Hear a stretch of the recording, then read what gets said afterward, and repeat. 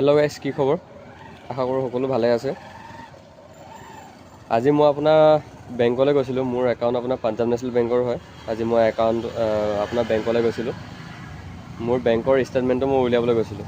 ষ্টেটমেণ্টটো উলিয়াব যাওঁতে মোক ক'লে কি এখন এপ্লিকেশ্যন দিব ক'লে। এতিয়া মই বুজি পোৱা নাই যে মোৰে একাউণ্ট, মই নিজে গৈছোঁ ষ্টেটমেণ্টটো উলিয়াবলৈ। মই নিজে যোৱাৰ পাছত আপোনাৰ মোৰে একাউণ্ট, মই নিজৰ বস্তু মই বিচাৰি গৈছোঁ। এপ্লিকেশ্যন কি কাৰণে দিব লাগে?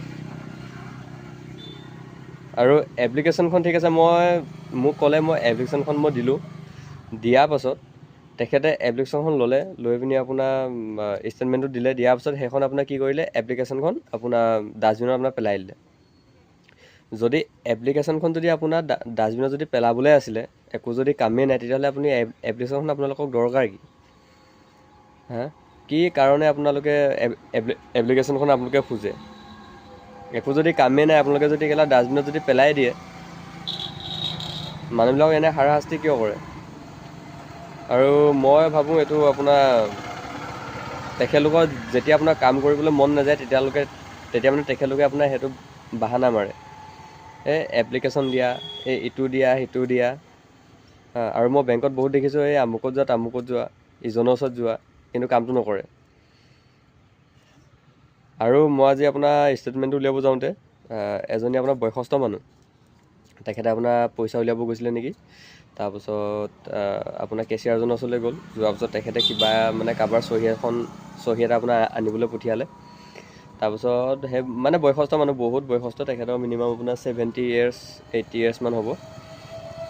তেখেত আপোনাৰ নাজানি পিনি সেই এজনৰ ওচৰলৈ গ'ল। তেখেতক ক'লে এইটো কিবা চাইন কৰি দিব ক'লে এনেকৈ। তাৰপাছত তেখেতে আপোনাক মানে বহুত ৰুডলিকৈ ক'লে মানুহজনীক, সেই মানে বয়সস্থ মানুহজনীক।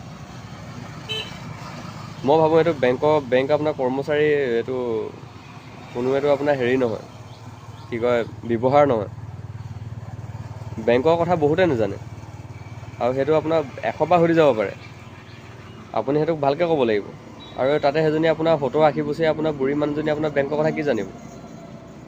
তেখেতক আপুনি ভালকৈ ক'ব লাগে।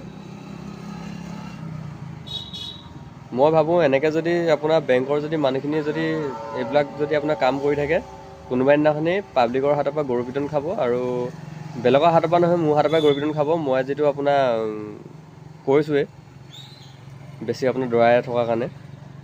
আৰু কোনোবা দিনাখনি এইবিলাক ক্ষেত্ৰত আপোনাৰ এই যে বেংকৰ যে কৰ্মচাৰী আপোনাৰ কিছুমানে যে মাৰ খায় যে, এনে আপোনাৰ বিনা কাৰণত মাৰ নাখায়। এইবিলাক আপোনাৰ উল্টা ফুল্টা কৰি থকাৰ কাৰণে আপোনাৰ মাৰ খায়।